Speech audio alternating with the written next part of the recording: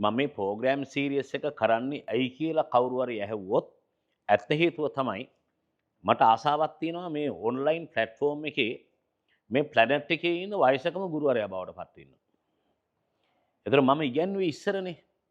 ඒතර දැන් උගන්වන ගුරුවරු කවුද? ඒගොල්ලෝ වැඩ කරන්නේ කොහමද? ඒකේ කීර්තිමත් ගුරුවරු කවුද? ඒගොල්ලන්ගේ පෞරුෂයන් මොන වගේද? කියලා හොයනකොට අද මට හම්බ වෙනවා මේ පරම්පරාවේ පර්සනැලිටියක් තියෙන ගුරුවරයෙක්. මම එහෙම කියන්නේ ඒක මම මේ අද දැකලා යා කියන කතාවක් නෙමෙයි. මගේ පරම්පරාවේ ගුරුවරු මට කියනවා මචං බානුක හොඳ එකා මචං. පට්ට පර්සනැලිටියක් තියෙනවා කියලා. ඒතර මගේ ඉස්සරහින් ඉන්නේ යා. අයිබාන් බානුක. අයිබෝන් සර්. බානුක වගේ විෂය ධාරාවෙන් කැමති පටන් ගන්න මේ තාක්ෂණවේදී විෂය. ඔය විෂය ධාරාවක් විදිහට උසස් පෙළට එන කාලේ තමයි මම ඇත්තටම මේ ටියුෂන් වලින් විශ්‍රාම ගියේ. ඔය එක කාලේ මට මේ විෂය ආපු විදිහ ගැන කියන්නකෝ වාට මතකයන් තියෙනව නිකන්. ලංකාවේ ලොකු රික්තකයක් තිබ්බ තොරතුරු තාක්ෂණයේ. එතකොට රජය කීපතාවක් උත්සාහ කළා. ඒක එකක් තමයි මුලින්ම ජිට් උසස් පෙළ සාමාන්‍ය තොරතුරු තාක්ෂණය හඳුන්වා දුන්න මුලින්ම. ඔව්. ඊට පස්සේ 2007 අවුරුද්දේ තමයි සාමාන්‍ය පෙළට ICT කියලා විෂයක් හඳුන්වා දුන්නේ. 2007 තොරතුරු හා සංනිවේදන තාක්ෂණය. ඒ 2007 සාමාන්‍ය පෙළ කරපු ළමයි 10 වසර 2009 දී කට්ටිය O level කරලා අවුට් වුණා. 2009 තමයි පටන් ගත්තේ උසස් පෙළට තොරතුරු හා සංනිවේදන තාක්ෂණය. ඒ කියන්නේ පළවෙනි A level බැච් එකක් ලියන්නේ 2011 A level. ඒ අවුරුද්දේ ලංකාවෙන්ම ICT විෂය තෝරාගත්තේ 320 ගාණක් වගේ. 320 ගාණක් ලංකාවෙන්ම. මොකද විෂය හඳුන්වා දුන්නේ කලා විෂය ධාරාවට. ඔව්. ආර්ට් වලට හඳුන්වා දුන්නේ. එතකොට ගුරුවරු හිටියේ නැහැ, ළමයි අතර ජනප්‍රියත්වයක් තිබුණේ නැහැ. ළමයි එක යන පාත් එකක් දනන් හිටියේ නැහැ. ඉස්කෝලවල ගුරුවරු මේ විෂය කරලා මොකද්ද කොහෙටද යන්න පුළුවන් කියලා දන්නේ නැහැ. ඒ වගේ ප්‍රශ්න ගොඩක් තිබ්බා. 2011 තමයි ඉස්සල්ලාම එලල් බැච් එකක් අවුට් වෙන්නේ. විෂය ටික ටික වර්ධනය වෙමින් ආවා. ප්‍රධාන වශයෙන් ජනප්‍රිය වෙන්න පටන් ගත්තේ 2013 තාක්ෂණ වේදේ විෂය ධාරාව හඳුන්වා දුන්නාම තාක්ෂණ වේදේ එක කාණ්ඩයක එකක් කාණ්ඩ විෂයක්. ප්‍රධාන විෂයක් නෙමෙයි. කාණ්ඩ විෂයකට ICT තිබ්බා. එතනදී තාක්ෂණ වේදේදී ළමයෙකුට වඩාත්ම ගැළපෙන කාණ්ඩ විෂය වුණේ ICT. එතන තව ඇග්‍රි තියෙනවා, මීඩියා තියෙනවා, ජියෝග්‍රැෆි තියෙනවා, බකට් එක ඇතුලේ. accounting තියෙනවා, සබ්ජෙක්ට් 10ක් හෝ 12ක් තියෙනවා. එතනදී ළමයි ICT විෂය තෝරගන්න ලොකු ප්‍රවණතාවයක් වුණා. 2015 තමයි ලංකාවේ මම දන්නේ 15000ක් වගේ 15000ක 10000ක් වගේ ප්‍රමාණයක් තාක්ෂණ වේදයක ICT විෂය කළා. ඒක තමයි විෂය ප්‍රවර්ධනයේ ප්‍රධාන වශයෙන්. ඒකම කොමර්ස් විෂය ධාරාවටත් මේක හඳුන්වා දුන්නා. නමුත් ඒකම සයන්ස් එක හඳුන්වා දුන්නා. මුල් කාලේ ලොකු ප්‍රශ්න තිබ්බා. ළමයිට විශේෂයෙන්ම මැත්ස් එක IT කරපුවාම මුලින් රෑන්ක් එකක් දුන්නා 2015 16 17 කියන අවුරුදු වල. ඊට පස්සේ රෑන්ක් එක අයින් කළා. ඒක සෑහෙන අසාධාරණයක්. මොකද එතම රෑන්ක් එකෙන් කැම්පස් ගන්නෙ නැහැ. නමුත් ළමයි අනිත් විෂය ධාරාව හැමෝටම තියෙද්දි ඒ දරුවෝ බලනවා අපිට රෑන්ක් එකක් නැත්තේ ඇයි? අපෙන් අහපුවම ළමයි අපිට දෙන්න උත්තරයකුත් නැහැ. ඊට පස්සේ කොමර්ස් එක කරපුවාම කොමර්ස් වල accounting අනිවාර්යයි. ඉකෝන් හෝ BS වෙනුවට තමයි ICT විෂය තෝරගන්න ආවේ. නමුත් අර තියෙන සමාජ ක්‍රමයක් වෙනස් කරන එක හරි අමාරුයි. මම එතෙන්ට තමයි මේ එන්න හදන්නේ. මම චුට්ටක් ඈතට යන්නම් මේ බානුගේ තමයි ඔය 70 ගණන් වල විෂයක් තිබුණා ප්‍රාග් වෘත්තිය කියලා. වෘත්තිය කියන්නේ රස්සාවක්. රස්සාවට පෙර රස්සාව පුරුදු කරනවා ඉස්කෝලේ ප්‍රාග් වෘත්තිය. ඒක බානු හරි ලස්සනයි. ඒ කාලේ 70 ගණන් වල මේ බදියුද්දීන් මහමුද් කියන ඇමතිවරයා ඉන්න කාලේ ගෙනාවේ අධ්‍යාපන ඇමති එතකොට. දැන් එක පළාතක තියෙන්නේ මැටි නම් ඒතර මැටි වලින් කරන නිෂ්පාදන මැටි කර්මාන්ත පිළිබඳව ඒ ඉස්කෝලේ උගන්වනවා. ඒතර ප්‍රාග් වෘත්තිය. වී නම් එහෙම, දීවර නම් එහෙම. ලස්සන විෂයක්. දැන් ඔය කිව්වහම මේ විෂය ඉගෙන ගත්ත අයට මේ ප්‍රෝග්‍රෑම එක මතක් වෙයි මගේ වයසේ සිටි මේකක් තිබ්බා කියලා. ඒ වගේ අපේ પરම්පරාවට මේ තාක්ෂණ වේදේ කියන විෂය ධාරාවක් අපිට තිබුණෙත් නැහැ. අපි දන්නෙත් නැහැ. එහෙම ගුරුවරු අපි අඳුරන්නෙත් නැහැ. එතකොට මේක විෂයක් නෙවෙයි විෂය ධාරාවක්. මැත්ස් කරන අය ඉන්නවා, බයෝ සයන්ස් කරන අය, කොමර්ස් කරන අය, ආර්ට්ස් කරන අය, ඒක විෂය ධාරාවක්, කලා විෂය තාක්ෂණ විෂය ධාරාවක්. මම වගේ මුලින්ම මට ආසයි දැනගන්න එකක් මට ඉගෙන ගන්න. මොකද මම ඔයත් එක්ක වැඩ කරන ගුරුවරු දෙන්නෙක් එක්ක කතා කරා. එක්කෙනෙක් ශ්‍රීමාල අනිත් එක්කෙනා මාලක. මට ඒ කතා කරද්දී දැනෙනවා මේ විෂය මහ පොළොවට හරි සම්බන්ධයි කියලා. මේක නිකන් අහස්ගත විෂයක් නෙවෙයි අවකාශයේ තියෙන අතපත මහ පොළොවේ විෂයක් කියලා සබ්ජෙක්ට් එකක් සහ ඒකෙන් කරන්න පුළුවන් දේවල් ඇහුවා මට යෝජනා කරන්න හිතෙනවා මේ විෂය ධාරාව කරපල්ලා බං කියලා. ඉස්සර මම සිංහල උගන්වද්දි කියලා තියෙනවා මේ සිංහල ඉගෙන ගනින්න. හැබැයි ඉංග්‍රීසියෙන් වැඩ කරපල්ලා කියලා. මොකද ඒක ඉංග්‍රීසි ඕනේ ප්ලැනට් එකට කියලා. මේ විෂය ගැන මට එහෙම ඇත්ත අදහසක් තියෙනවා. මට මේ විෂය ධාරාව නිකන් අපි ළමයෙකුට හඳුන්ලා දෙන්න හරි වැඩිහිටියෙකුට හරි කවුරු හරි මේ විෂය ධාරාව මේ කියන එක අහන් ඉඳලා ළමයෙක් ලියුම් කරොත් එහෙම අඩු ගානේ අන්න එහෙම විෂයක් තියෙනවා ඵලයන් කියලා වැඩිහිටියන්ටත් එක්ක මට විෂය ධාරාව කියලා දෙන්නකෝ මම කැමති වෙලාවක් කැමති අහන් ඉන්න මොකද්ද මේ තාක්ෂණ වේදේ විෂය ධාරාව මොකද්ද කියලා තාක්ෂණ වේදේ විෂය ධාරාවේදී ප්‍රධාන වශයෙන් මේක වෘත්තීය විෂය ධාරාවක් කියලා තමයි හඳුන්වා දුන්නේ විෂය තුනකට බෙදනවා පළවෙනි කාණ්ඩයේදී ළමයට තෝරගන්න දෙනවා ET සහ BST කියලා සබ්ජෙක්ට් දෙකක්. ET සිංහලෙන් කියන්නේ කොහොමද? Engineering technology. හරි. ඉන්ජිනේරු තාක්ෂණ වේදය. BST biosystem technology. ජෛව පද්ධති තාක්ෂණ වේදය. ඒ විෂයන් දෙකෙන් එකක් තමයි තෝරගන්න හැකියාව තියෙන්නේ. එකක් මැත්ස් වලට බරයි එකක් මේ අර බයෝ සයන්ස් වලට වගේ බරයි. බොට්නි තියෙනවා මං හිතන්නේ අර ජීව කිව්වහම. හරි. ඊට පස්සේ දෙවන විෂය තමයි අනිවාර්ය විෂය SFT. Science for Technology. තාක්ෂණ වේදය සඳහා විද්‍යාව. ඒකෙන් කරන්නේ අර විෂයන් දෙක ඉගෙන ගන්න. ඒ දෙක ප්‍රැක්ටිකල් සබ්ජෙක්ට් දෙකක්. ET වලයි BST වලයි දෙකේම ලකුණු 30 දෙනවා ප්‍රැක්ටිකල් එක්සෑම් එකකින්. එතකොට ඒ ළමයිට හරිම ලේසියෙන් සබ්ජෙක්ට් එක පාස් වෙන්න පුළුවන්. ලකුණු 30ක් ප්‍රැක්ටිකල් උස ඇවිල්ලානේ. තව ලකුණු 5ක් ගත්තා නම් පේපරේ පාස්. S එක හරි. 30ම ගන්න බැරි අපි 25ක් සාමාන්‍යයෙන් 20කට උඩින් ගන්න එක නම් කරගන්න පුළුවන් ගොඩක් වෙලාවට. ඒකට අවශ්‍ය සිද්ධාන්තමය කරුණු තමයි SFT විෂය තුළ උගන්වන්නේ. පොඩි PO ඇප්ලයිට් වගේ හැල්ලා. Science for Technology තාක්ෂණ වේද සඳහා විද්‍යාව. තුන්වෙනි කාණ්ඩ තමයි ICT තියෙන්නේ, ඇග්‍රි තියෙන්නේ. ඒකදී වෙන්නේ අර විෂයන් වලට පොඩි සපෝට් එකක් කරන එක. බකට් එක ඇතුලේ. බකට් එක ඇතුලේ. අපි ICT ගත්තොත් එහෙම දැන් වාහන ගත්තොත් දැන් ඉස්සර වගේ එන්ජින් තියෙන වාහන එන්නේ නැහැ. දැන් සිස්ටම් දුවන්නේ ඔක්කොම. එක ස්විච් එකකින් තමයි ගියර් මාරු වෙන්නේ. ඔක්කොම කරන්නේ. ඒකට ඒවා ප්‍රෝග්‍රෑම් කරන්න ඕනේ. BST ගත්තොත් ඔක්කොම අපි ගොවිපළවල් ස්වයංක්‍රීයකරණය කරනවා, ජලය නිකුත් කරන එක, පස පරීක්ෂා කරන එක, හරිතාගාර ඇතුලේ තමයි ඔක්කොම සිස්ටමැටික් දුවන්නේ. ඒවට අවශ්‍ය දැනුම, ඒකට අවශ්‍ය තාක්ෂණ දැනුම තමයි ICT විෂය තුලින් දෙන්නේ. ඒක තමයි මම අර කිව්ව එක හරිනේ. මහ පොළොවේ සබ්ජෙක්ට් එකක් කියන එක හරි නිකන් උදාහරණයක් වොත් දැන් ඉස්සර වගේ නෙවෙයි ගොවිතැන් කරනයි පොඩි පර්චස් 10 පොඩි ග්‍රීන් හවුස් එකක් හදා ගන්නවා. වෝටර් සිස්ටම් එකක් තියෙනවා. ඒ ඩොට්ස් වලින් වතුර දෙන්නේ. කෙමිකල්ස් දෙන්නේ. ඇග්‍රිකල්චර් දියුණු වෙලා තියෙනවා. ෆිෂින් දියුණු වෙලා තියෙනවා මාළු වලන පළාත්වල. මට අහන්න ඕනකම තියෙන්නේ දැන් ඉස්සර ටියුෂන් ගුරුවරුන්ගේ ලැබ් එකක් තියෙන ගුරුවරු හිටියේ දෙතුන් දෙනෙක් විතර. මම දන්නවා රංජින්ඩි සිල්ලා කියලා කෙමිස්ට්‍රි ගුරුවරයෙක් හිටියා. එයාට පර්සනල් ලැබ් එකක් තිබුණා. එයාගේ. දැන් ලැබ් එකක් ඕන වෙනවනේ. ලැබ් ඕන වෙනවනේ තැන් වලට. ටියුෂන් ගුරුවරු ලැබ් හදා ගන්න වෙනවනේ. එහෙම තියනවද? මම හදලා තියෙනවා. නගර හැම නගරකම වෙනම කම්පියුටර් ලැබ් එකක් හදලා තියෙනවා. ළමයිට ඕන්ලයින් ප්‍රැක්ටිකල් එන්න පුළුවන්. ඒ අවශ්‍ය දැනුම අපි දීලා තියෙනවා. මට කියන්නකෝ ඒ වාගේ නිකම් මට දැනගන්න ආසාවට. මොකද අපි ටියුෂන් කරනකොට අපිට එහෙම වියදමක් නැහැ. අපිට ලැබ් තියා ආර්ට්ස් කරනකොට පුස්තකාලයක්වත් තිබුණේ නැහැ. ලයිබ්‍රරියක් හදන්න පුළුවන් එහෙමනම් නගරේ. එහෙමවත් හදලා තිබුණේ නැහැ. මට නගර ටිකයි ලැබ් ටිකයි තියෙන නගරට කියන්න වගේ. ඔව් ඊට කලින් චූටි දක්ෂ කියලා ඉන්න මේ මේක අපි මට හිතන දෙයක් අපි ලංකාවේ අපේ මම කුරුණෑගල සහ අදටත් ගියොත් වැඩිපුරම ජනප්‍රිය දෙයක් තමයි විදේශ රැකියාව. හරියට ඒජන්සි දිනන විතරම. මොකද ඒ කුරුණෑගලට වෙන්න ග්‍රාමීයයි හරි අහිංසක මිනිස්සු සමහරකට ආර්ථික ප්‍රශ්න වලින් ඉන්නේ. ගොඩ පව් දැන් නම් චුට්ටක් අඩුයි. අපි පොඩි කාලේ මතකයි ගෙවල් 10ක් ගත්තොත් 5කවත් අම්මා රට ගිහිල්ලා. දැන් අපේ පවුලේ අපේ ලොකු අම්මා රට ගියා, පුංචි ගියා, ලොකු අම්මලා දෙන්නෙක් ගියා. අපේ අම්මත් රට ඉඳලා තියෙනවා. ගෘහසේවකට ගිහිල්ලා. එතකොට ඒවෙන් තමයි ගිහිල්ලා ගොඩනගා ගන්න. විදේශ විනිමය ලංකාවට ගේන්නේ. අපි දැන්වත් හරියට පටන් ගත්තොත් ලංකාවට ඩොලර් ගේන එන්ජිමක් බවට තොරතුරු තාක්ෂණය පත් කරන්න පුළුවන්. අපිට කලින් ඉන්දියාව මේක දැක්කස. ඉන්දියාව IT වලට 1990 ගණන් වල අවතීර්ණ වුණා. අද වෙද්දි ලෝකේ ඉන්න software engineersලා 4න් එකක් ඉන්දියානු ජාතිකයෝ. ලෝකෙ ලොකුම ප්‍රොජෙක්ට් බහුතරයක් ගන්න ඉන්දියාව.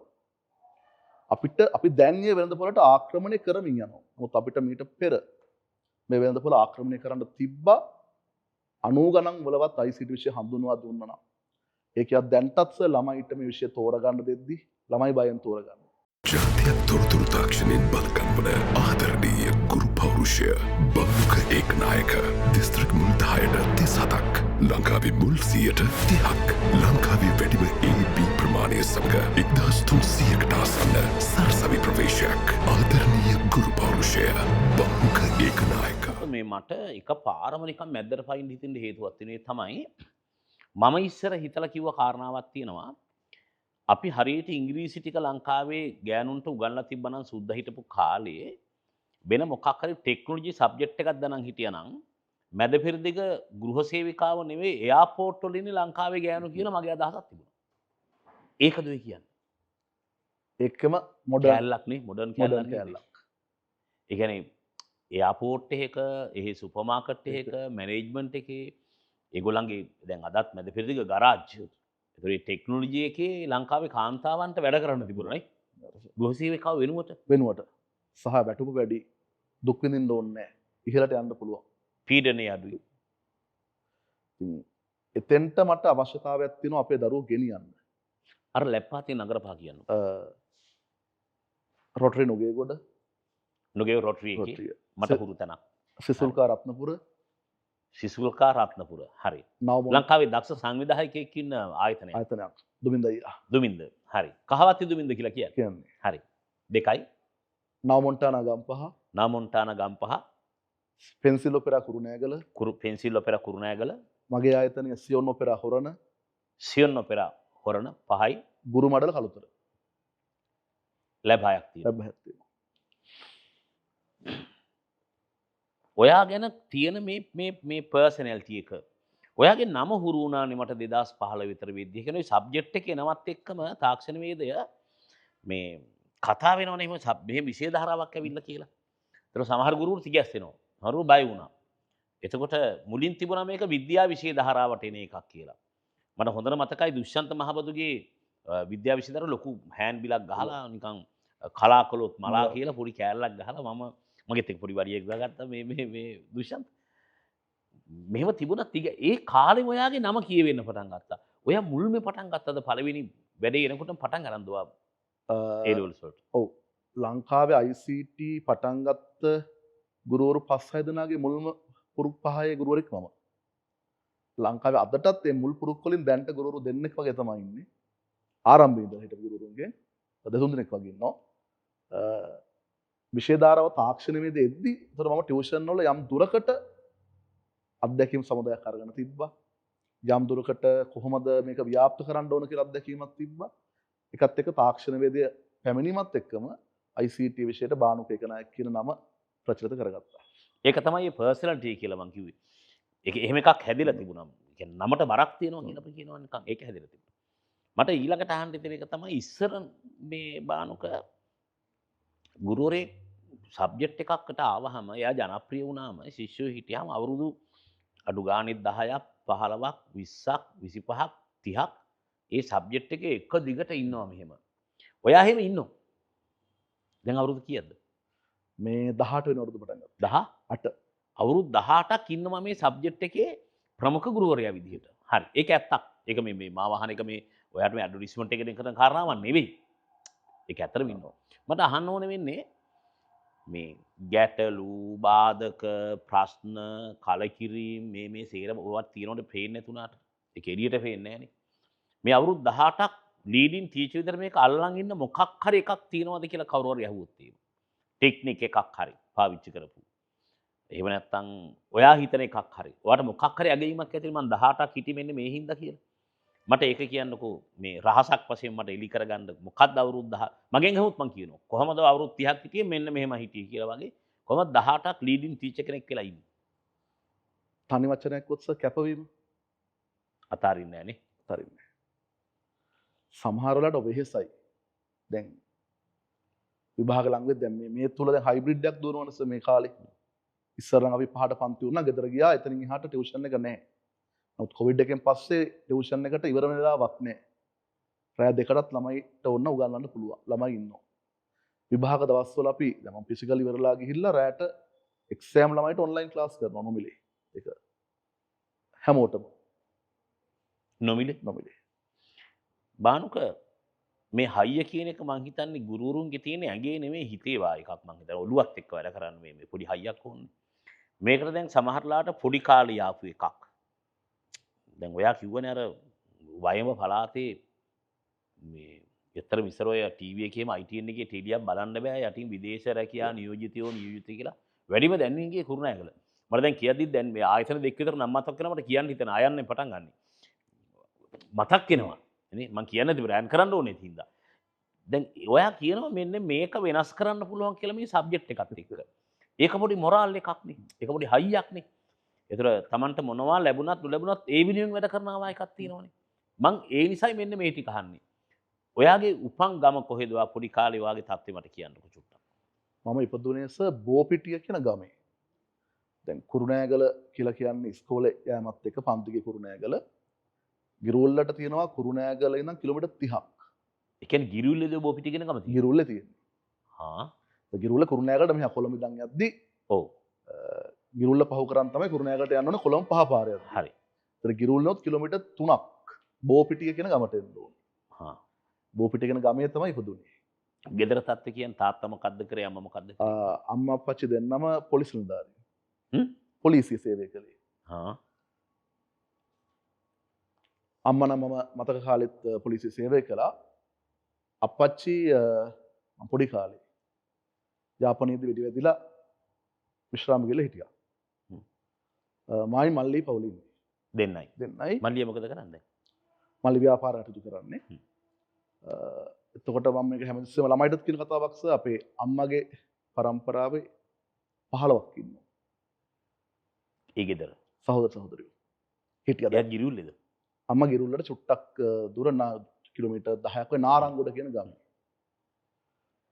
එතකොට අප්පච්චිලා පවුලේ 6ක් ඉන්නවා. විශාල පවුලක්. අම්මලා පවුලෙන්ම මම විතරයි කැම්පස් ආවේ. ඒ මට මතකයි අම්මගේ පරම්පරාවේ සමගාමී මට සමගාමී සහෝදර සහෝදරියෝ 50ක්. අයි පවුල ලොකුයි. පවුල් ලොකුයි. මහප්පට 4යි පුංචිට 3යි තව ලොකු අම්මේ 5 දෙනෙක් හිටියා. සමහර කවුන්ට් කරන්න බෑ. කිරියම් ඉන්න කාලේ නම් ඒ සම්බන්ධතා තිබ්බා. ඉතින් මේ පරම්පරාවෙන්ම මම උතර කැම්පස් එකට ආවේ. අම්මලා පරම්පරාවෙන් අපි අක්කා කෙනෙක් හිටියා. නන්දගද ඔයා විශ්වවිද්‍යාලෙ ගිහින් තිබ්බා. ඉතින් ඉගෙන ගැනීමත් එක්ක තමයි ගමෙන් නගරයට ඇවිල්ලා නගරේ මේ විදිහට ලංකාවේ නමක් තියාගන්න පුළුවන් වුණේ කියලා විශ්වාස. ඔයාගේ සාමාන්‍ය පිළි ඉස්කෝලේ මොකද්ද? ගිරුල්ල වික්‍රමශීලා ජාතික පාසල. ආර්ට් වලට එහෙන බර ඉස්කෝලයක්. වික්‍රමශීලා. මට තාමත් ගුරුවරුන්ගේ ලොකු පොතාගමලගේ එහෙම නම් ටික මතක් කරනවා. සුනිල් දයානන්ද කොනාර් වගේ. දිලිප් කුමාර ලියන. දිලිප් කුමාර ගුරුවරයා සිංහල ගුරුවරයා නම් මතක්. ආර්ට් වලට බර ඉස්කෝලයක්. ඊට පස්සේ මලිදේවිට යනවා. මලිදේට. ඔයාගේ A level results මොනවද? ඒ දෙකයි B එකයි. ඔයාගේ උසස් පෙළ විෂය ධාරාව. ගණිත විෂය ධාරාව. ඉස්කෝලේ ගුරුවරු නම් අපි ගොඩක් අය දන්නවනේ. කවුද ටියුෂන් ගුරුවරු තුන් දෙනා? ෆිසික්ස් භෞතික විද්‍යාවට ගිය කීර්ති ධර්මසිරි සර් ගාවට. කම්බයින්ඩ් මැත්ස් අනිල් කේ සේනාධීර සර්. කෙමිස්ට්‍රි වලට අතන පන්ති කීපයකටම ගියා. දිගු කාලයක් ගියා තිලක් රාජකුණ සර් ගාවට. ලෙක්සිකෝන් එකේ. ඊට පස්සේ උපාලි අමරවංශ කියලා සර් කෙනෙක් හිටියා. එහෙම ලොකු ජනප්‍රියත්වයක් නැහැ. එතන තමයි නතර වුණේ. මට කීර්ති මතක් වෙනවා. මොකද ඔය පරම්පරාවේ හරි කීර්ති කියන්නේ හරි කීර්තිධර ගුරුවරයෙක්. ඒ කියන්නේ පන්ති කාමරයෙන් එළියට ළමයා ගෙනිච්ච විතරක් නෙවෙයි දැන් අපිත් එක්ක ඔය හරි මත්පැන් ටිකක් බිව්වත් පාටි එක දැම්මුණා බොහොම තර්කානුකූලව ජීවිතේ සම්බන්ධව මේ මෙතනින් එළියට ගිරිඋල්ලේ කාට කියන්නේ ගිරිඋල්ලෙන් ගම්පහට වරින් ගම්පහ කර කියන්නේ ගම්පහෙන් කොළඹට වරින් කොළඹ කාට කියන්නේ කොළඹ නෙවෙයි අක ලෝකේ තියෙන මෙතන එළිය කියලා මේ මෙතනින් එහාට ලෝකයක් සම්බන්ධව කීර්ති හරි දේවල් කියපු ගුරුවරයෙක්. ඔයාට එහෙම මොකක් හරි මට මං ආසයි කීර්ති ගැන කතා කරන්න නිසා. ඔයාගේ ෆිසික්ස් ගුරුවරයා ගැන මොකක් හරි ඔයාට එහෙම ඔයාටත් තියෙනවද මතකයක් ඔව් කීර්ති එහෙම ගුරුවරයෙක් කියලාද මං කිව්ව එක බොරුද? ලෝකයේ අපිට පෙන්වන කීර්ස 2006 එලවල් අපි ඒ කාලේ YouTube එහෙම ප්‍රචලිත නැහැ. ඉන්ටර්නෙට් එක ප්‍රචලිත නැහැ. රූපවාහිනී ගියොත් තමයි වැඩසටහනක් අපි පිටරට දකින්නේ. නමුත් කීර්ස ඒ රටවල සංචාරය කරලා අපිට ඒක මවල පෙන්වුව පන්තියේ. මෙහෙම ලෝකයක් තියෙනවා කියන එක. සමහර දේවල් අපි ඒ කාලේ පුදුම වුණා අපි හිතුවා බොරුත් කියනවා කියලා. නමුත් පස්සේ තේරුම් ගත්තා ඒ ඔක්කොම ඇත්ත කියලා. ඒ බොරු කියලා හිතුවේ ඒක අපි හිටපු පරිසරයත් එක්ක වටපිටාවත් එක්ක අපි හිතුවේ නෑ එහෙම දේවල් ලෝකේ තියෙයි කියලා. ඔයාගේ විශ්වවිද්‍යාල ජීවිතේ එතකොට ටියුෂන් කරනවා? ඔය කැම්පස් එක කොයිද? කොළඹ විශ්වවිද්‍යාලය. කොළඹ විශ්වවිද්‍යාලයේ පරිගණක අධ්‍යයන ආයතනය UCSC කැම්පස් එකට ආවට පස්සේ තමයි පොඩ්ඩක් වියදම වැඩි වුණේ. කොළඹනේ කෑම හොයන්න කෑමත් ගණන් බස් ගාස්තු දෙන්න ඕනේ. අපි IT හින්දා අපිට ඉන්ටර්නෙට් වලට බිලක් ගියා. එතකොට ප්‍රොජෙක්ට් කරන්න ඕනේ. ටිකක් වියදම් පොඩ්ඩක් ගෙදරටත් දරා ගන්න බැරි තත්ත්වයක් ආවා. අම්මයි අප්පච්චි දෙන්නම පොලිසිය නිසා මහපොළ ගැනීමත් පොඩි ගැටලු කීපයක් ආවා. එතකොට තමයි මේ මගේ යාළුවෙක් කිව්වේ මචං මෙහෙම පන්ති කරන්න පුළුවන් ගෙවල් වලට ගිහිල්ලා රුපියල් 500ක් ගන්න පුළුවන් කිව්වා දවසකට. ඉතින් මම බැලුවා රුපියල් 500ක් කියන මාරයිනේ. ඉතින් මං කොහොමද පන්තියක් හොයාගන්නේ? කොහොම මේ ඉරිදා ලංකාදීප ලහිපිටේ අතිරේක පන්තිවල දාන්න කිව්ව ඇඩ් එකක්. රුපියල් 450ක් කොහෙම ගන්න වචන ගන්න තමයි දාන්නේ. අර කවුන්ට් කරලා දාන්නේ. අපමණ මතක විදිහට මම දාන්නේ සාමාන්‍ය පෙළ. එතකොට උසස් පෙළ IT ජනප්‍රිය නිසා සාමාන්‍ය පෙළ ICT නිවසට පැමිණ විශ්වවිද්‍යාල සිසු ගන්වයි ප්‍රතිඵල සහතිකයි අංකේ. ඊට වඩා වැඩි මට දැන් මොකද ඔය දැන්වීම මට හුරුයි. දැන් ඇත්තටම දැන් මම මේ ටික අහන්නේ ඇත්තට වෙන කිසිවකට නෙවෙයි. මොරාල් එකක් තියාගන්න පළමුවත් දෙවනුවත් තෙවනුවත් ඉගෙන ගන්න ගේම් එකක් ගහනවා කියන්නේ ඔය මේ වාහන පෙන් අරවමය කරන එකට නෙවෙයි. ගේම් එකක් කියන්නේ මෙන්න මෙහෙකට මේ ගිරුල්ලෙමුත් කිලෝමීටර් 8ක් එහා ගෙවල් තිබුණේ. මෙන්න මේ කෑලි තියෙනවා ඉස්සරවා කරන්නේ නවයුගයේ පත්තර ඉස්සර තිබුණා අපි පොඩි කාලේ දුක දිනා ජයගත් හපන්නු කියලා එකක්. දුක දිනා ජයගත් හපන්නු. ඒ නිසා මේ YouTube එකේ කරන්නේ මේ බානුකගේ දුක හොයාගෙන එක විකුණන එක නෙවෙයි. දුක දිනන්නේ කොහොමද? ඒක පොසිටිව් කෑල්ලක්. හරිද? මම ඒක නිසා මම ආසයි දැන්වීම ආයෙත් අහන්න වාගෙන් අර චූටි දැන්වීමක් මට මතක වේ ලහිපිටේ දැන්වීම. ලංකාදීප කොහොමද දාන්නේ කියන්නේ? O level ICT ඔව්. විශ්වවිද්‍යාල සිසුක විසින් නිවසට පැමිණ ඉගෙනුවේ ප්‍රතිඵල සහතිකයි කියලා දුරකථන ළඟ දානවා. ආව දෙකෙක් හරි කෝල් කරාද? එකෙක් කෝල් කළා. කොහේ පැත්තකින්ද? දෙහිවල තියෙනවා මේ දැන් නම් තියෙනවද මිහිර කියලා හෝටලයක් තිබ්බස ගුවන් පාලම් 15. ඒකේ පුතා කතා කළා. ඒක අම්මා කතා කළේ පන්තිය කරලා දෙන්න කියලා. එතනින් තමයි පටන් ගත්තේ. ඊට පස්සේ කොහොම හරි ටික දවසක් යද්දී එතනින් තව කෙනෙකුට හොඳයි කියලා එහෙම මං ඉස්සර කැම්පස් එකේ සතිය දවස් 7ේම හවසට පන්ති කරනවා. 500 කෑල් ටිකක් හම්බ වෙනවා. අවුරුද්දක් විතර යද්දි මම තමයි බෝඩිමේ සල්ලිකාරයා. ඒතර පඩියම් වුණාම මම බෝඩිමට සීනි, සබනුයි, තේකොයි ඔක්කොම මම තමයි ගේන්නේ. මොකද අපේ බෝඩිමේ හිටියෙත් එකම සෙට් එකක්. ඒ කියන්නේ අපි කියන්නේ හදිසියට රුපියල් 10ක් ඉල්ල ගන්න දෙන්නේ නැහැ. සමාජ අර එක රෑනේ වගේ එක කුලකියුන් ටිකනේ බෝඩිමට සෙට් වෙන්නේ. ඕක ඇතුළේ ඉඳ විදිහක් නැහැනේ මේ කොළඹ හතේ ගෙවත් දොරක් තියෙන එකෙක් බෝඩිමේ හිටියා වෙන්න බෑනේ. හරි. දැන් ඔයා ගත්ත පළවෙනි වාහනේ මොකද්ද? මුලින්ම ගත්තේ බයිසිකලයක්. මොකද්ද බයිසිකල් නම්බර් එක? Discovery 125 එක. Discovery 125 එක. කීයද ගත්තේ ඒ කාලේ? ඒ කාලේක 1.90ක් වගේ. ඒකේ නගරේ පන්ති ගියාද? කොළඹ විතරක් පන්ති ගියාද? ඒක සම මාස 6ක් පැද්දා. කිලෝමීටර් ලක්ෂ 1.5ක් විතර වැද්දමා. කොළඹ ඉඳන් පදිනවද? කුරුණෑගල පන්ති ගියා. මෙහෙ ඉඳන්. ටියුට් එක පිටිපස්සේ ගැට ගහගෙන ඈ කීර්සගේ ආයතනයේ පන්ති පටන් ගත්තා මම සර්ට ගිහින් කතා කරලා විෂන් කියලා ආයතනයක් තිබ්බ තාම තියෙනවා.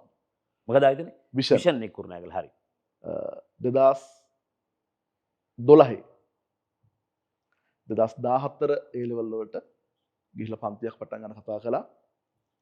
එතකොට පන්තියක් මම ගොඩක් හැදලා තිබ්බේ හොරණ පැත්තට වෙන්න. නුගේගොඩ කලේ මුලින්ම සිග්මා ආයතනේ. කිරුළුපන. හොරණමට බෝඩිමක් තිබ්බා. ඒ තමයි හිටියේ. සිකුරාදා හවසට පන්ති තිබ්බේ පාන්දුර එඩික්ස් එකේ. හ්ම්. සුනිල් මෙඩිසර්ගේ. සුනිල් මෙන්ඩිස්ගේ. ඒක 6:00 ඉවර වෙලා බෝඩිමට ඇවිල්ලා මෙන්ඩිස් ඔයා මතක් කරා. ඔයා විතරක් නෙවෙයි මෙන්ඩිස් ඔයාව සමහරලාට විශේෂ කරගන්නවා. ටියුෂන් ගුරුවරුන්ගේ දරුවෝ ඉගෙන ගන්නේ නැහැ කිව්වහම. උන් කාලකන් වෙනවා සල්ලිත් එක්ක කිව්වහම මං කියනවා බලපන් සුනිල් මෙන්ඩිස්ගේ දරුවෝ ටික දිහා කියලා ඉවරලා. වෙන වෙලාවක කියන්න එඩික්ස් එක සුනිල් මෙන්ඩිස්ගේ. හරි. එතනින් හොරනට ඇවිල්ලා ටියුට් ටිකක් යට ගහගෙන යනවා ගෙදර ගිරුල්ලට. මෙහෙන් 7ට විතර ගියාම 11 වගේ 11:00 හරි කිලෝමීටර් 120ක් තියෙනවා. සුන්දර අතීතයක්. රෝද 4ක් ගත්ත ඉස්සෙල්ලාම කවද්ද? රෝද 4ක් ගත්තේ බයිසිකලේ අරගෙන මාස 6ක් යන්න කලින් ගත්තා. මොකද්ද වාහනේ? Toyota IST කියලා පොඩි කාර් එකක්. නිල් පාට කාර් එකක්. මැවිලා ෆේරවද මම මේ මහද්දි? ඔව් අනිවාර්යෙන්. අර කාර් එක ෆේරවද මට? ඔය ඉස්සෙල්ලාම කාර් එකේ ගෙදර ගිය දවස. මම මේ ටික අහන්නේ අයියා හැවොත් මං කියන්නම් මේ හිස්ටරි එක මම පහු කරලානේ මං කරලා නැති බයිසිකල් පැඩ් දෙක විතරයි. හේතුව මට බැරි කාරණා දෙකක් තියෙනවා. කන්ටේනර් එකක් දුන්නත් පදින්නම් රෝද දෙක පැදලා නැහැ පදින්න බෑ. හේතුව අපේ පැත්තේ බයිසිකල් නෑනේ මේ බානුක එකක්. දෙක මට ගස් නගින්න බෑ. බැරි ඒවනේ. හැබැයි අභයෝකාශයට හරි යන්නම්. ඒතර මම මේක ටැලි කරගන්නවා මේ නිසු වෙන ගමන් මඟවල් තියෙන්නේ. අපි ගමන් මඟ කිවර කරද්දී ඊළඟ ජෙනරේෂන් තව එකක් පටන් ගන්නවා. මේ දිහා ද්වේෂයෙන් නැතු මම මේ කරන්නේ ඒකෙන් ඉගෙන ගන්නවා මට ආපහු මොරාල් එකක් ගන්න. මොකටද හැවුත් එහෙම ආයෙ ක්ලාස් පටන් ගන්න බං. ඉතින් ආයෙ හොරෙන් ආයෙ මේ කොලේ වහලා ගහන්න ඕනේ නැහැ. ඒක නෙමෙයි ලෑස්ති වෙන්නේ. ඒක අහන්නේ. රෝද 4ක් කරන් ගෙදර ගිය දවස් දැන් මට ෆීලින් එකක් තියෙනවා. මම ඒකත් එක්ක මේ ටැලි කරගන්නවා. ගිරුල්ලේ ඉඳන් ගෙදෙට්ට ගියාට පස්සේ කාර් එක නැවැත්තුවා දැන් මෙහෙන් ගත්තේ නාවල පැත්ත ගෙදරකින් ගත්තේ අරගෙන හොරන ගිහිල්ලා කෙලිම ගෙදර ගියා. ගිරුල්ලේ ගිරුල්ලේ අම්ම අපච්චිට පේන්න. ගොඩක් සතුටු වුණා. ඊට පස්සේ අප්පච්චි කිව්වා ඉස්සල්ලාම පන්සලට යන්න කියලා. අප්පච්චිත් දාගෙන ගියාද? අප්පච්චි අම්ම දෙන්නම එක්කම පන්සලට ගිහිල්ලා සාමුදුරේලා පිරිත් නුරුත් ගැට ගැහුවා. ඊට පස්සේ පහෝදා අම්මයි අප්පච්චි ඔයාට අම්මගේ තාත්තගේ දැන් ඊයර කාර් එකේ දාන් යනකොට මූණ පේනවා වගේ නේද? ඒගොල්ලෝ සතුටු වුණ විදිය ඈ සතුටුයි. අපේ අම්මලා පරම්පරාවේ ගත්ත පළවෙනි වාහනේ. එතකොට පහෝදා නුවර ගියා මාලිගාවට එක්කන් ගිහින් හරි සතුටුයි. එදෙම අපි අර ඒ කට්ටිය නොලැබුණු ලෝකයක් තමන්ගේ වාහනයක යද්දී හරි සතුටුයිනේ. ඔයා දැන් පාවිච්චි කරන වාහනේ මොකක්ද? දැන් වාහන කීපයක් තියෙනවා සර්. අද Toyota LC300. ඔයාගේ ස්ටාෆ් එක දැන් කීයක් ඉන්නවද බං? ස්ටාෆ් එකේ ඔක්කොම 60ක් විතර. ඔන්ලයින් ප්ලැට්ෆෝම් එක ගැන මොකක්ද හිතා?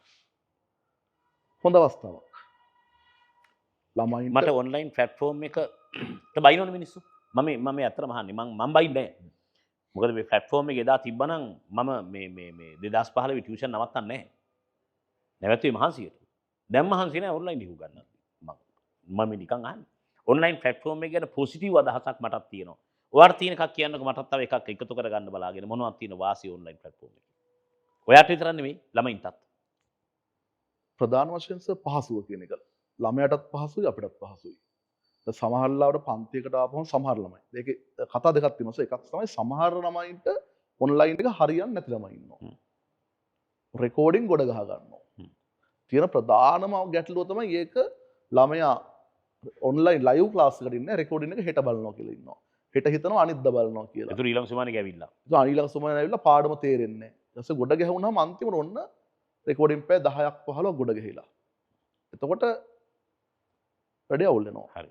එහෙම නැත්තම් ඉගෙන ගන්න ළමයට මේක හරියට මැනේජ් කරගන්න පුළුවන් නම් අපි පන්තියේ ගානක් හදද්දි එකපාරනේ ගාන හදන්නේ ළමයට තේරුන්නේ නැත්තම් ආයි බලන්න. ඔන්ලයින් එකේ 10 පාරක් හරි 100 පාරක් හරි ඒ ගාන ළමයට බලන්න පුළුවන්. අපි පේපර් ඩිස්කෂන් එකක් කරද්දී අපිට පුළුවන් මේක කරපු එක ළමයට ආපහු බලන්න දෙන්න. ළමයට කැමති තරකින් ඉගෙන ගන්න දෙන්න පුළුවන් අපිට සර්. අපි පන්තිය ගනම් ෆිසිකල් එකේදී යන්නේ පළවෙනි පාඩමෙන් දෙකෙන් තුනනේ. දක්ෂ ළමයෙක් ඉන්න ඔයාට ඕන අවුරුද්දෙන් ඒලෙවල් කරන්න. පාඩම් ටිකයි ටියුට් ටිකයි රෙඩි. මට හිතිච්ච ගමන් අද හිතිච්ච එකක් ඔයාට කියන්න. මම නුවර ඉගෙනුවා. කුරුණෑගලත් පොඩි කාලයක් ඉගෙනුවා. මට ලොකු අසාධාරණයකුත් වුණා කුරුණෑගල දිගට උගන්නන්න බැරි වෙච්ච එක. මට මතකයි කාලේ මම එතකොට ක්ලාස් යනවා. ඔව් හරිද? මම රොටරිය තමයි දිගටම ඉගෙනුවේ. ගම් පහක් දිගටම ඉගෙනුවා. හැබැයි මට ගාල්ලට යන්න බැරි වුණා. මාතට යන්න බැරි වුණා. අද මට කතා කරා මැදිරිගිරියේ ඉස්කෝලේක විදුහලපතිනියක් අසංගා නුගවේල කියලා නමක්. එයා රොටරියේ පන්ති ඇවිල්ලා තියෙන්නේ මැදිරිගිරියේ ඉඳලා. හිතන්නත් පුළුවන් කියන්නේ මැදිරිගිරිය. ඔන්ලයින් තිබුණා නම් කියලා මට දැන් හිතෙනවා. නේ? ට්‍රින්කෝ ළමයෙකුට, කන්තලේ ළමයෙකුට. එතකොට ඒවා වාසි මන් සලකන්නේ. එන්න පැය 12යි, යන්න පැය 12යි, පැය 24යි, පන්තියේ පැය 2යි. අන්න ඔහොම ඔන්ලයින් වාසි ගොඩක් තියෙනවා. සහ මට හිතෙනවා මේ අර තනියම අවධානයෙන් වැඩේට ෆෝකස් කරගෙන ළමයෙකුට මරු ඔන්ලයින් පන්ති කියලා. වාසි ගොඩක් තියෙනවා. ඕගොල්ලෝ සලකන්නේ ඔන්ලයින් ගුරුවරු කියලා. හැබැයි ෆිසිකල් පන්ති තියෙනවනේ හැමතැනම. ඔයාගේ ෆිසිකල් පන්ති කොහෙද තියෙන්නේ? දැන් ඔය ආයතන මට මතක ඒවා කියන්න. රොටරියේ තියෙනවා. කුරුණෑගල තියෙනවා. හොරණ තියෙනවා. තව එකක් අමතක වුණා. ගම්පහ තියෙනවා මොන්ටානා එකේ. කළුතර ගුරු මණ්ඩල. කළුතර තියෙනවා. රත්නපුර සිසුල් කයිකේ තියෙනවා. ආර්ට්ස් කරන ගුරුවරු අර විෂයන් දැන් ඉස්සර තිබුණනේ මේක මම සලකන එකක් නෙවෙයි මම හිතන්නේ ගෘහ විද්‍යාවත් විෂයක්. ගෘහ විද්‍යාව විෂය පහක් නැහැ පිළිවෙල වලට වඩා. එහෙම නැත්නම් ඇග්‍රිකල්චර් සබ්ජෙක්ට් එකක්. ඒක බාල නැහැ කෙමිස්ට්‍රි වලට වැඩිය. නැටුම් කියන්නේ සබ්ජෙක්ට් එකක්.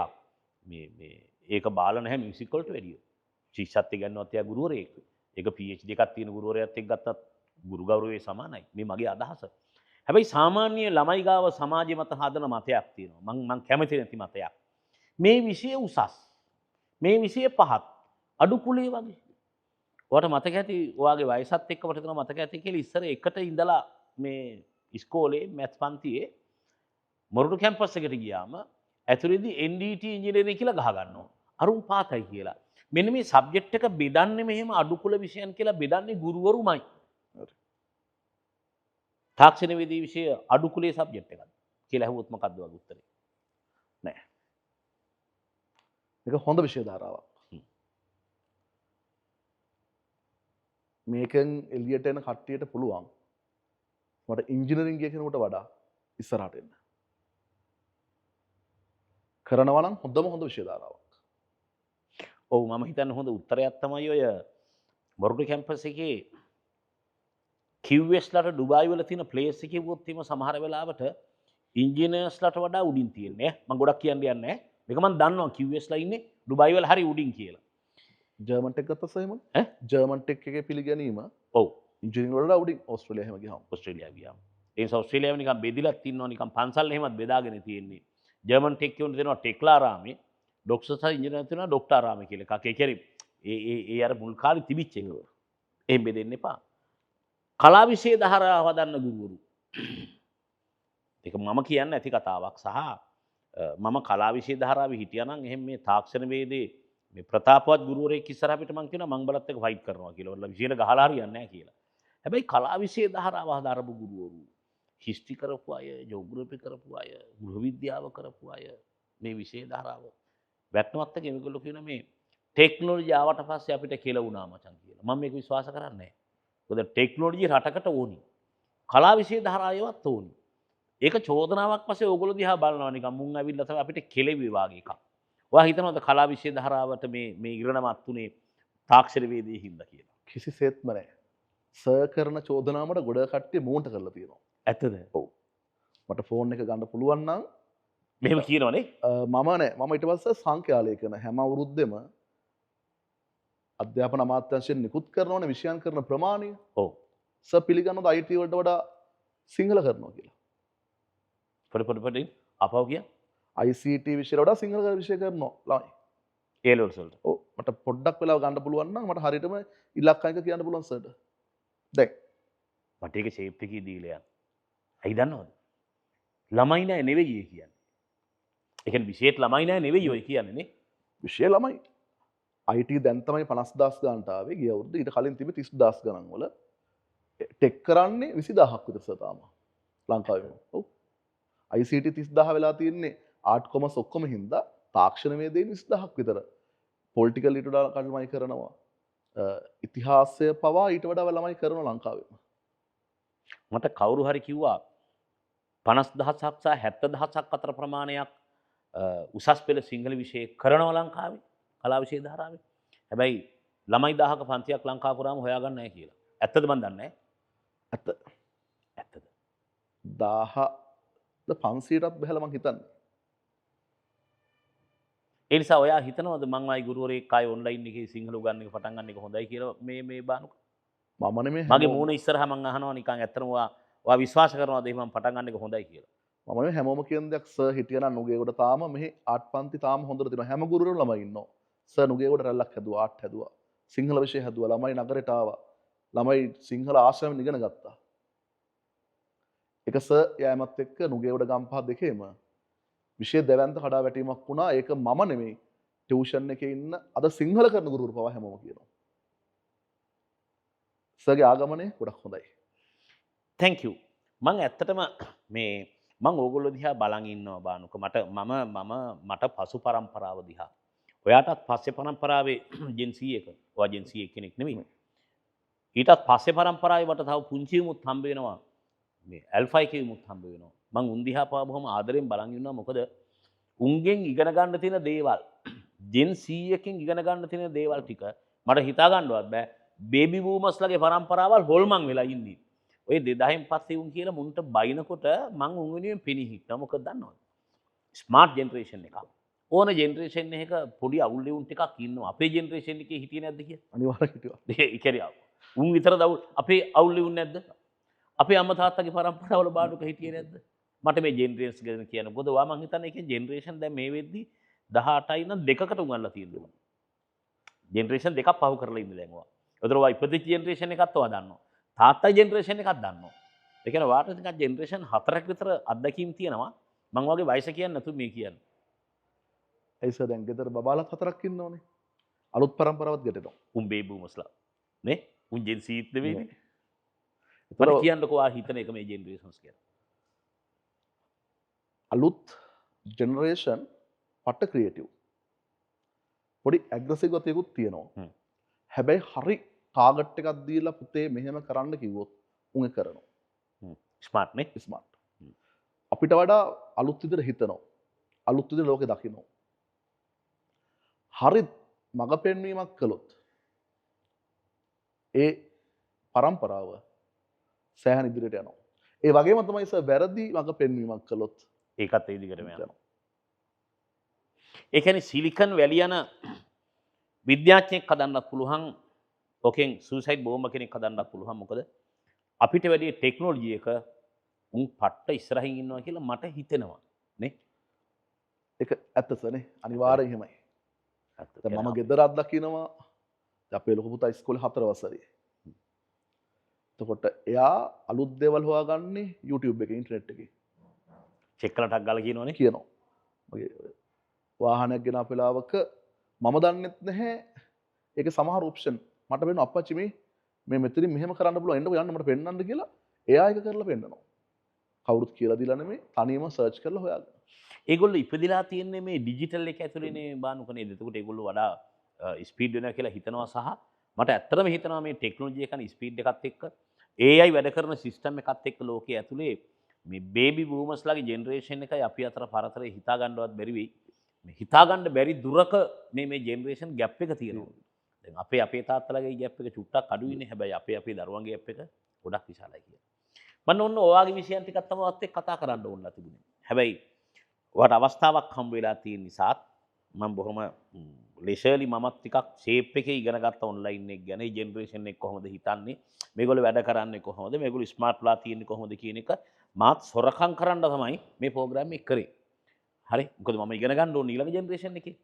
ඒතර ඒක හරිනේ. මොකද මම ඉගෙනගෙන හරියන්නේ නැහැ මගෙත් උගන්නපු ගුරුවරුන්ගේ. මම ඊළඟ ඉගෙන ගන්න ඕනේ. මම ඊට පස්සේ දරුවන් ඉගෙන ගන්න ඕනේ. මම කොහොමද වෙබ් එකක් කරා මේක කරන්න කියන එක ඉගෙන ගන්න ඕනේ. ඒතර මට තාක්ෂණයේ විදි විෂය ඕන වෙනවා. මට සබ්ජෙක්ට් එක ඕන වෙනවනේ. ප්‍රෝග්‍රෑම් එක මම ඉවර කරන්න හදන්නේ. බානුක ඔයගේ නමේම තියෙනවා පොඩි පර්සනලිටියක්. මම දන්නේ ඒක කවුද තිබ්බේ කියලා. බානුක ඒකනායකව මේ නමට පොඩි කෑලි දාන්න ඕනේ නැහැ බරයි. හැබැයි වාට ඇකඩමික් ක්වොලිෆිකේෂන් ටික තියෙනවා. මම මේ ප්‍රෝග්‍රෑම් එක ඇතුලේ හිමීට එක චෙක් කරගත්තා. ඩිග්‍රිය කරලාද නැද්ද කියලා. A level කරලාද නැද්ද කියලා. ගුරුවරු කවුද නැද්ද කියලා. කැම්පස් එකේ හිටියාද නැද්ද කියලා. මේක බොරු ඩිග්‍රියක් කියනවද නැද්ද කියලා. හරි. ඒ ටික ඔක්කොම මේ ප්‍රෝග්‍රෑම් එකේ චෙක් වුණා පේන්නේ නැති වුණාට. හැබැයි අර තවත් මොන හරි කියන්න තියෙනවා නම් මොකද අපි ආය ජීවිතේ මෙහෙම ප්‍රෝග්‍රෑම් එකක් කරයිද නැද්ද දන්නේ නැහැ බානුක ලයිෆ් එකේ එහෙමනේ. දැන් ඔයාට අවස්ථාවට මොන හරි තව කියන්න තියෙනවා නම් ප්‍රෝග්‍රෑම් එක ඇතුළේදී ඔයාගේ වෙලාව. දවසක මේක මගේ තියෙන දැක්මක් ඩ්‍රීම් එකක් මගේම IT කම්පැනියක් පටන් අරගෙන මගේ ගෝලයෝ ඒකේ වැඩ කරනවා දකින්න. ඒ කියන්නේ දැන්ට තියෙනවා කියන්නේ මේක සුළු පරිමාණයෙන් නෙමෙයි මධ්‍ය පරිමාණයේ අපි ගත්තොත් වර්චුසා කියන කම්පැනිය ලංකාවේ ලොකුම එක එස්සීලා 3000කට ආසන්න ප්‍රමාණයක් සේවය කරනවා software engineersලා. ඔව් දැන් මේ වෙද්දි. අන්න ඒ ලෙවල් එකේ කම්පැනියක් පටන් අරගෙන අපිට පුළුවන් නම් ඉන්දියාවට යන ප්‍රොජෙක්ට් ටිකක් අරගන්න. අපිට හිතන්න නැති විදිහේ මුදලක් ඒ කට්ටියට හොඳ වැටුපක් දීලා. අපේ ගෝලෙන්ටත් අපිට කිය බය නැතුව පුතේ IT කරන්න ඉගෙන ගන්න ඩිග්‍රියක් අරන් මෙන්න ජොබ් එක වාට අපි ගාව තියෙනවා.